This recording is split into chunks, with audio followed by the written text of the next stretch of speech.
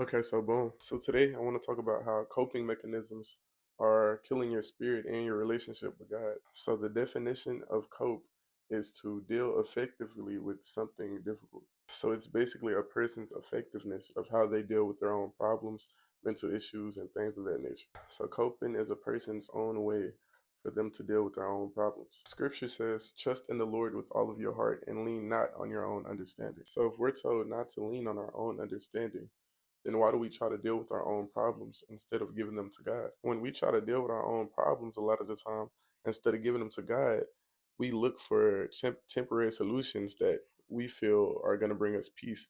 And those temporary solutions are only distractions. And those temporary distractions that don't bring you true peace and healing are only leading you away from God.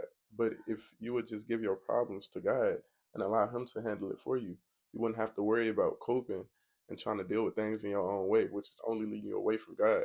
But He would handle it for you and bring you peace within the situations and suffer in it with you. And in y'all sharing and suffering, it'll not only bring you true peace and healing from God, but it'll also build y'all's relationship stronger. That's the difference between coping and going to God. When you cope, you try to deal with your own problems in your own way the best you know how, which leads you to drugs, drinking, and all types of distractions that are only leading you away from God. But when you go to God, instead of trying to rely on your own understanding, since He actually understands the way your heart and your mind works fully without any confusion, He knows what you need and when you need it. And so He could bring that to your heart. He could bring you the peace and the truth you seek in all your problems and help you, but you have to depend and rely on Him and stop trying to rely on self. When you bring your problems and your situations to God, He's going to guide you out of them.